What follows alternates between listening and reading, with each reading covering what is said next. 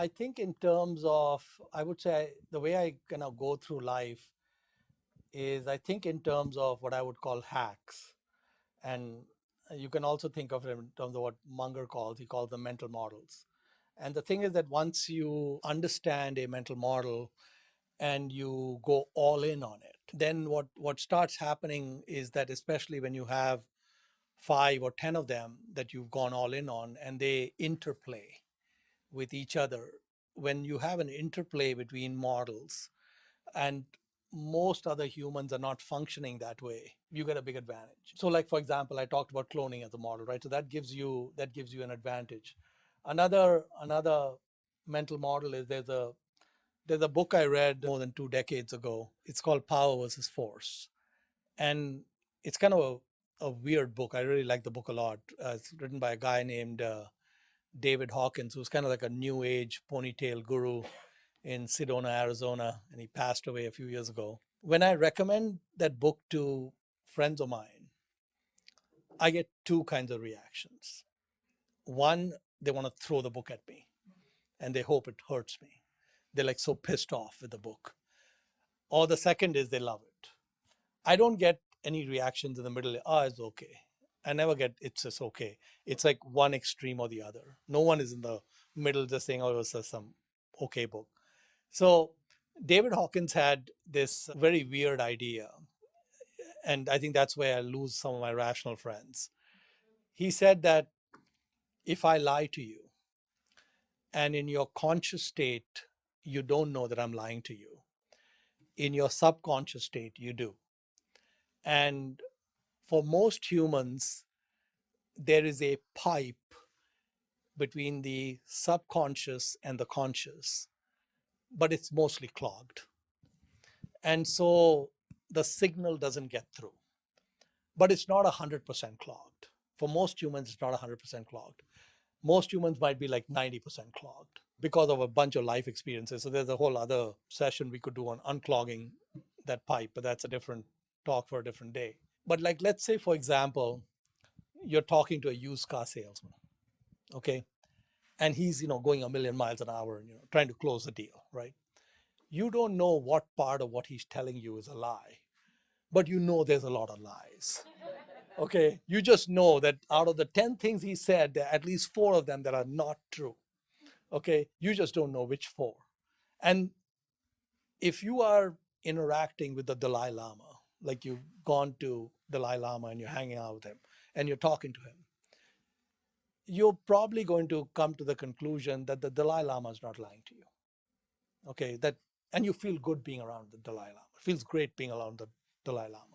So what Hawkins was saying is that humans emit these attractor fields. And so what happens is that when the used car salesman is talking to you, what Hawkins said is that if we put sensors on my muscles, not the used car salesman's muscle, but my muscles listening to him, it's going to pick up signals which say that, and he talked in terms of going weak versus going strong. So he said, if someone's lying to you, you're going to get a signal which says weak. And someone's not lying to you, then it's going to say strong. Basically, what he said is, I mean, so the takeaway from that is if you just accept that. Now, I've never done, these probes and tested all of that. But I said, okay, let's accept that as the gospel truth. Let's accept what Hawkins is saying is correct. If you accept it's correct, then what you would conclude is that there's no point lying. What is the point of lying when the other guy is going to know that you're lying? He or she may not know exactly what you're lying about, but they won't feel good being around you. They'll kind of take it down.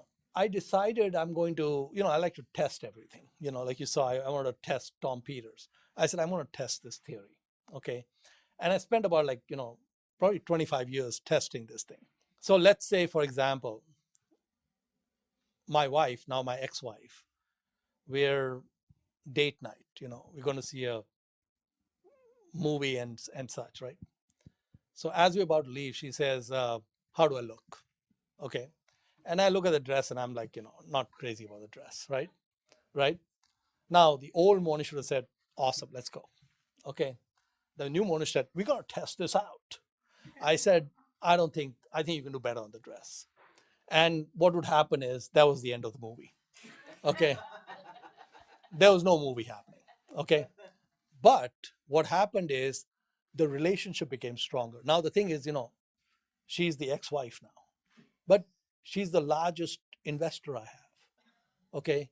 And we split 8 figures in 30 minutes with no lawyers. I never saw the inside of a courtroom.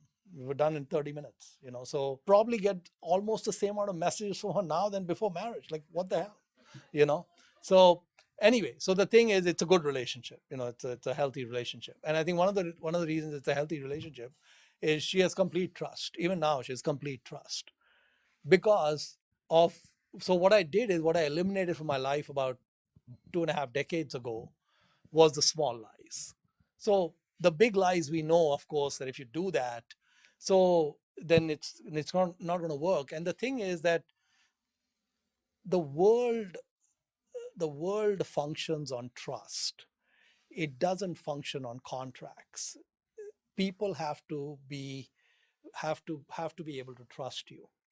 They're not doing business with you because there's some contract that's going to protect you. And like one guy told me that if we ever have to look at the contract, you're in trouble. There's a problem if you ever have to go back and look at the contract. So I would say that when I read Hawkins and I adopted that model, life became really easy. No need to be diplomatic. you know Let it fall where it falls and just lay it out. Say things as you will. And I think it might be one of the reasons, like, I have a really good friendship with Buffett, but an even better friendship with Charlie. I mean, I probably see Charlie 4 or 5 times a year for dinner at his place. And in fact, I told him when I was moving to Austin, I said, Charlie, don't think about the fact that I'm not in California.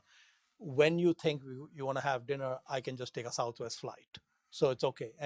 And he did take me up on it. So I got a call. He said, can you come on Friday or Saturday for dinner? And I asked him, is the Pope Catholic? And I was there. Okay. And I think part of the reason is that, like, these are intimidating guys. But the way I deal with it is, if they ask me anything, I'm just going to give them a straight answer. I don't care what they think of the answer. I'm going to tell them exactly the best, most truthful way I can say things. So I would say that if you follow that principle, the problem is the small lies. And the small lies is really what the half truths is what is difficult. But if you can go down that path, I think the payoff long term is huge.